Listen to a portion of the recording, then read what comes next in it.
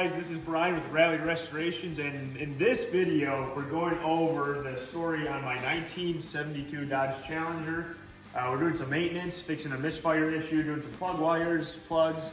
I'm going through the build, the storyline on that, and giving you a rundown on the start of Rally Restorations and what it is.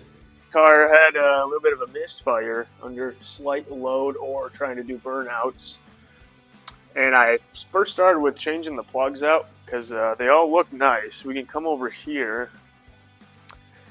That was my first assumption because they're a copper core plug. They like to wear out fast and after racing and stuff. But I've had these in for like 2 or so years. We can do, a more in-depth video later on. But basically they're all that kind of light gray color, almost like that perfect marshmallow color, if you will. Cameraman's getting hungry. But then there's this one that's nice and black, and we don't like that on our plugs, so it's not firing like it should. It's getting soaked with fuel. And then I found the culprit, which is this guy right here.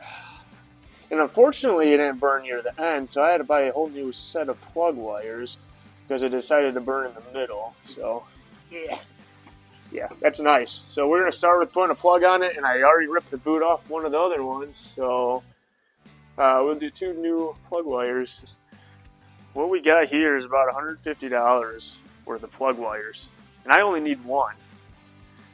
But you can't buy them individually, so this is what I'm forced to do, is have a bunch of extras now. And yeah, you can cut them to... Never a bad idea to have extras. This is true. I have like 24 spark plugs just laying around now, but no extra plug wires, so I was happy about that. But you gotta kind of make it the same length. Basically just cut to length a little bit. It's been a second since I've made my own wires, so this takes a second. Yes. Do we look at the instructions? Probably not. There's a tool that you can get with these, and then cameraman, stay away from sharp objects. Now, if I remember right, I will look so I don't mess up another wire. Instruction time. Yes, that's what I thought. We're just gonna do it. Just slip your blade in, flush against there. And you twist. There you go. Does that tool come with MSD? Yeah, this whole kit right here comes with all the wires you need and these nice labels too, in case you're dumb and don't know which wire goes where, which we will probably use. And then yeah, just all the extra boots. You can have the straight crimps or the 90s. We have the 90s because that's what fits nice with these headers. Big black Mopar stuff. And they also went with the updated design on these, I know. So instead of folding this over and then crimping it, you can just crimp it straight now. Now that we know what we're doing, kind of, just start with crimping this guy right here. First step, you can use the tool in a vise or you use one of these. Next step is you want to push this wire in between these 2 points here. And all you do is get some needle nose and just crimp it together. And then that's it. And you got a plug wire. But get some dielectrical grease here and lube it up. Very important. I don't know if I can be too inappropriate with just starting off a YouTube channel, so we'll be mindful. But basically, you slip it on until you can see the boot in there, or the crimped fitting, like that. Probably can't see it. Can't see it. Anyways, you just listen for the snap on it. And that was cylinder number 4, so yeah, I guess we'll label it. It helps to put them on before you put the boot on. In our case, we did not, so yeah, there we go. Then we can install, but I also like to put it on the ends here. Not much. They slip on nicer that way. Just rub it around. Cylinder number 4. Yeah, there's that nice click. And this is the fun cylinder to get to.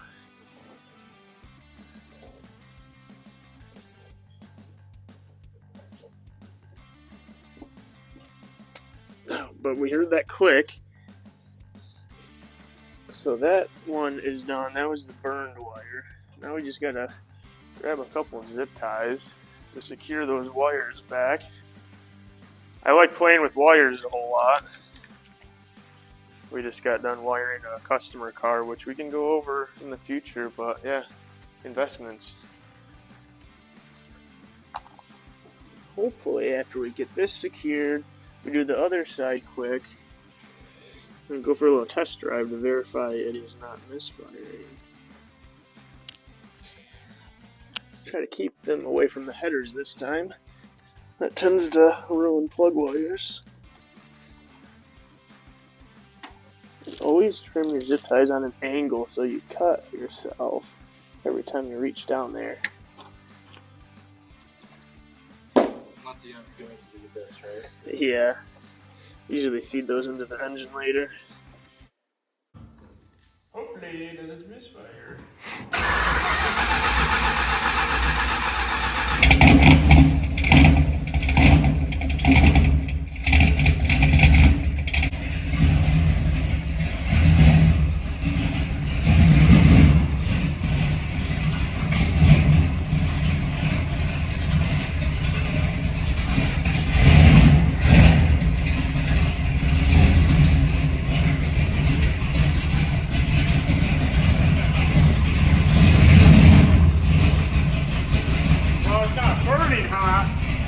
We can feel each cylinder. I don't recommend doing this. I have a lot of calluses on my hand. So yes, each cylinder is firing because it is hot. The old method.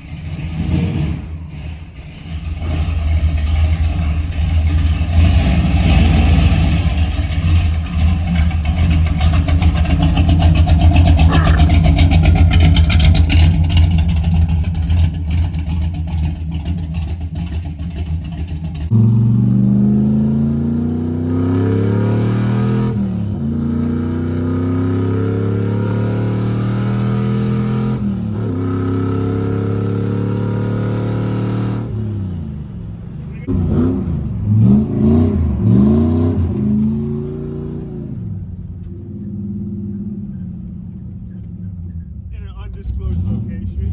In Mexico? On a trip to Mexico. Coming.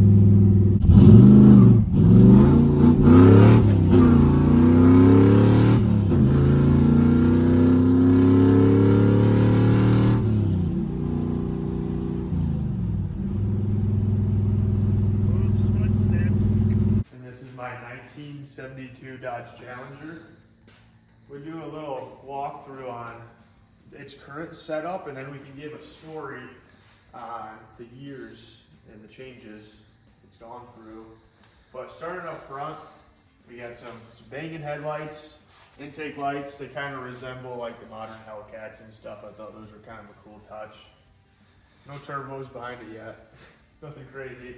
We got a 383 big block Mopar. The drive line was out of a 1969 Plymouth Roadrunner. Transmission has since been changed. It's got a Tremec TKX 5-speed in it. That was actually this past winter's project. It originally is a 318 automatic car. Got it with the big block and a 4-speed. Blew up the 4-speed. hence why it's got a 5-speed in it now. Pretty mild. We can go over some of the changes on the engine a little later. Added power steering, quick ratio steering box. Got some modern suspension up front, QA1, tubular control arms, adjustable shocks all the way around. Just added a sway bar too. Currently, the wheel and tire setup is for autocross and road course racing. I'm trying to get into that. One of the first configurations is a stack of tires over there. Keystone Classics with fat Mickey Thompson drag tires on it, radials, if you will. Probably my favorite look on the car still, but easy to switch tires. Headers, 3-inch exhaust, Black Widow mufflers, Speedy's equipment boom tubes. Had to do it to them. I love the look. So yeah, engine's pretty stout. It's healthy. Like I said, we got a 5-speed in it now. Pistol grip. You have to on a Mopar. It does have a hydraulic clutch setup now, Willwood. And I actually did that with the old 4-speed. So I have 2 hydro bearings now for 4-speed, and I had to get a new one for the 5-speed, but I did do that with a 4-speed. That was a fun little thing to do there. I have Gen 3 Dodge Viper seats in the car. That's actually a recent thing to get ready for doing some road course action. Probably one of my favorite things I found on Marketplace, which is where I found this bad boy. Rear end. And also, it's one of those things. Okay, blew up the 4-speed, so you do a 5-speed swap. So now you have an overdrive. I had 323 gears in the back with the 4-speed. Perfect setup with the 1-to-1. Now that I have overdrive, I rebuilt the rear end. It's got a set of 391s for motive gear in it. This thing, you know, feels a lot better at the low end. So yeah, I mean, that's kind of, there's been a ton of work done, which we'll get to next, but that's current setup. Some modern suspension, super stock springs in the rear, adjustable shocks, adjustable pinion snubber for Mopar guys that know what I'm talking about. Unibody car, it's got frame connectors now too, some stiffening, a lot of frame work done up front. Champion radiator, nothing special, just because I blew one up on Power Tour, so. Yeah, that's pretty much it. The story on this Challenger behind me, you know, goes back a couple of years, all the way to 2020.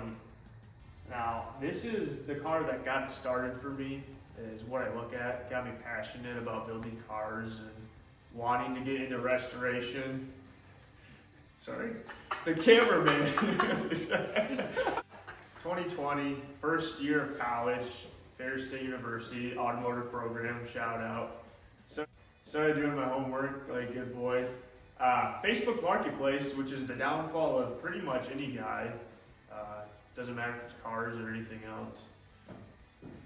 My budget originally consisted of late 70s Camaros. You know, that's what I could afford. And so searching for Camaros, this guy popped up. This is not a Camaro, it's a Dodge Challenger. The budget was right. The asking price was 10 grand. Quote unquote, running and driving. Not really, but still regardless. A 318 automatic car, but it had a big block 383 and a 4-speed in it, so I knew that I had to buy it, right? So I skipped class that Monday, drove all the way to Detroit to look at it, bought it sight seen, I guess. Picked it up the next weekend with a trailer. That was around Thanksgiving of 2020.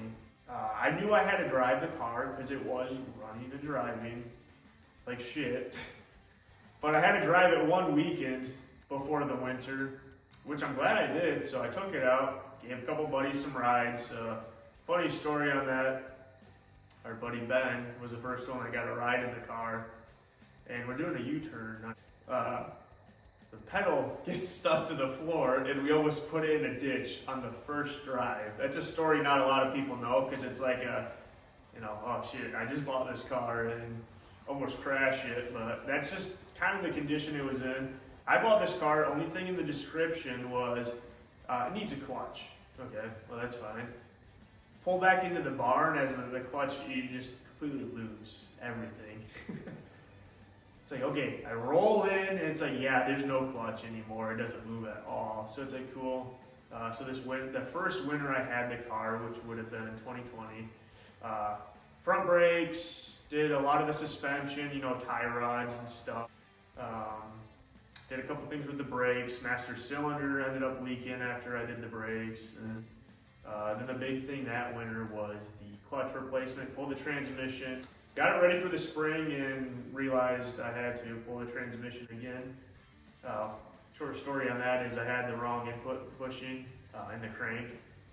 So it was too tight on the input. So basically it was spinning at all times. I really couldn't release the clutch or engage the clutch to release the gears.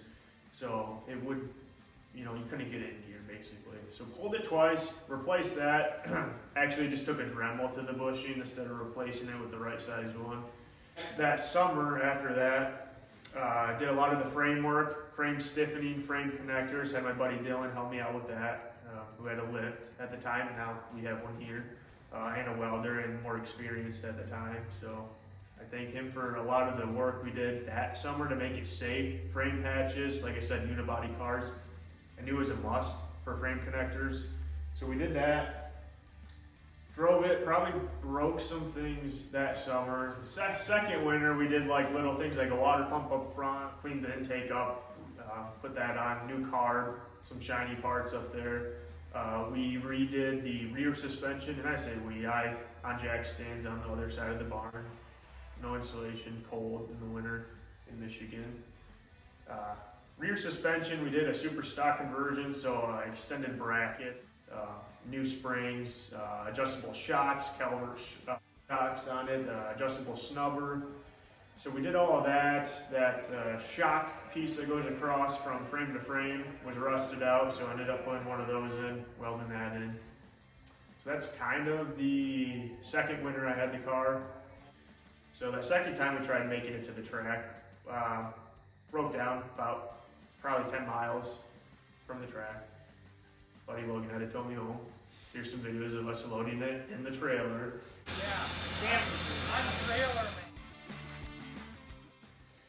And again, didn't even break at the track, but I had a lot of mixed issues at that point, some burned wires.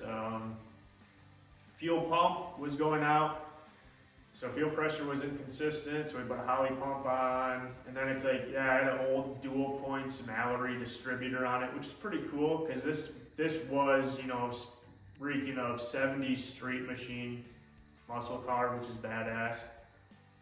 But all right, dual points, got it to run okay, ditched it, put an MSD on it, you know, set the timing, just mechanical advance, and really got this car dialed in to where it's very healthy. So that was the second winter. Going into the spring, summer, drove it a little bit. The third winter is when we kind of got crazy and things snowballed.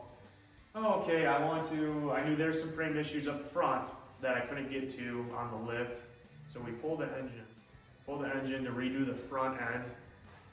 Basically, USCT stiffening kits, lower core support, inner fender bracing, lower frame support, and of course patches, cutting out some rust, putting that in, and then repainting the engine bay.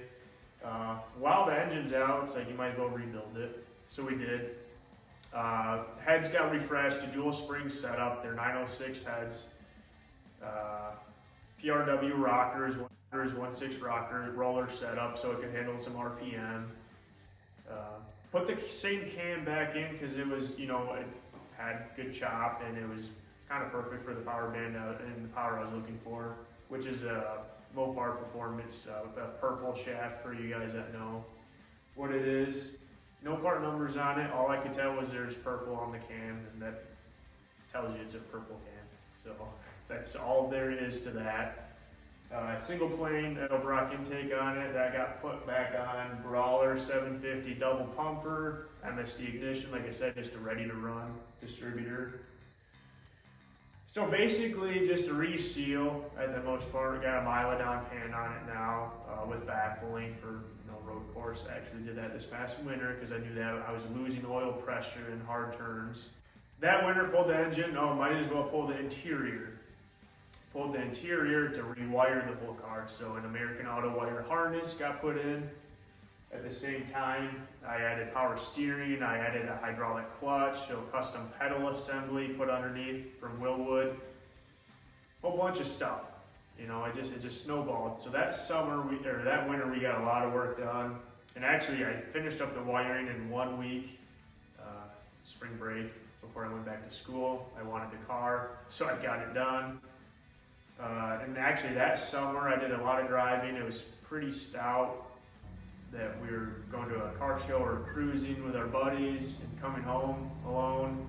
I snapped the bearing retainer on the front of the transmission. So I was like, roll through a stop sign after a pull. I'm like, it's kind of funny. I don't have a pedal anymore. A cop pulls up behind me, turns his lights on because it's almost dark, and I'm crawling under the car with no hazards on. So that was the winter before I wired it. He's like, what's going on? I'm like, I think either blew my clutch or spring popped off. So I had to get in the car and use the pedal as I was laying under the car, like, oh, what's wrong? And like, the cop helped you out. Yeah, cop helped me out. It was cool. Cops like cool cars sometimes. Got me home. First thing I did was put it on jack stands, crawl under, take the inspection cover off, and wiggle the linkage around before I put the hydro clutch in. So yeah, I snapped front of the transmission. So at that point, pulled the trans out, realized I wasn't happy with the Hayes clutch I put in it. No hate to them, but we put a different style clutch in it, diaphragm style, got rid of the Oregon Beck style. Much happier with that. And then did the hydro setup that next winter. Drove it for that summer after the rewire, and it was pretty stout. Then this past winter, after driving it all summer, little issues, except the fall, just cruising to the gym, not even being on it, I blew up the 4-speed in it. So the A833, out of the year it's out of, still unconfirmed, so the engine's out of a 69 Roadrunner 383. 4-speed's out of like I want to say 65 because it has a different style joint on the back. So really weird setup. The guy I bought it from was going to tub it out, make it a drag car. Anyway, blew up the 4-speed in it. So I'm like, cool, parked it for the rest of the fall. Winter, barn edition, got a lift in. Pulled the 4-speed, got in the works with a Tremec dealer out of Texas. We got a TKX 5-speed swap in order. So that's all, set in stone. 5-speed's been awesome. I think I put about 300 miles on it before I did the full week of power tour this year. While you put a 5-speed in it, you have an overdrive, you might as well rebuild the rear end.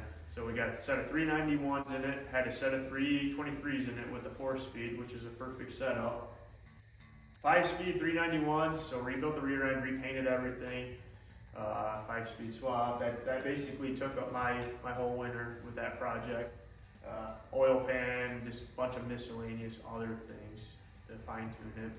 Remake my exhaust because of the new transmission. So it's just a 3-inch H-pipe off headers, Black Widow 250 mufflers, and then boom tubes from Speedy's Equipment. Shout out Tom's Refurb. Tom's Refurb, love your videos. Noise complaint's pretty cool. This is kind of the Dodge version of that, in my mind. But, so this is a rally car. Interior's pretty nice. It's got the rally dashes and gauges, which is pretty stout. We have the Gen 3 Viper seats in it. So that was this past winter. Transmission, rebuilt the rear end, didn't put the brakes back together because I ended up working with lead brakes to do a disc brake conversion, which made sense if I wanted to start road course racing this car. Which I did after power tour, about a month. I was able to fine tune some things after that, fix some things, which power tour last day, park the car, get the plaque, check out, walk back over to the car, and coolant everywhere. Actually ended up blowing the whole side of the radiator off after it parked and heat soaked. But it was the last day, so I ended up calling around. We were in Ohio, so it's like kind of either I deal with the leak all the way home, which I'm glad I didn't because we were driving home in the dark, pouring rain, no wipers on the car. and I didn't want to have to pull over every 20 minutes to fill it with coolant. So it was a 3-hour drive home that Friday, 3-hour drive home that Saturday, so I needed to find something to rig up. Called around a couple junkyards, radiator shop, that knew an old Mopar guy in town. Called him, he's like, I have this radiator in a scrap pile, sent pictures, like, how much you want for it? He's like, I'll bring it to you for $100. I'm like, I don't have any choice at this point. So brought it, inlet, outlet on the right side, perfect. I can get it to work. Brackets on the wrong side, so it's like, okay, and it's smaller. To get it to fit in this car, we had to jack it up about, it had to be off the core support about 3-4 inches to clear the upper hose from the mechanical fan hitting it. In order to do that, we were like asking the track guys, like, yeah, you got 2x4s laying around or something? Oh yeah, we'll go look. Never came back. So what did we do? We had 2 jack stands.